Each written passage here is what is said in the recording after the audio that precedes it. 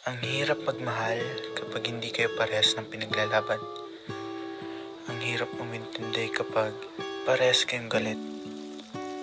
Masakit, masalimuot, nakakalungkot at nakakapagod. Ikaw, kaya mo bang magparaya at umintindi kung ikaw na lang lagi ang nagbibigay at umuunawa sa isang taong mahal mo? Halika rito, sumugal ka ng 10 minuto. Sabay tayong maglalayag sa kawalan, sakay ng ating isipan.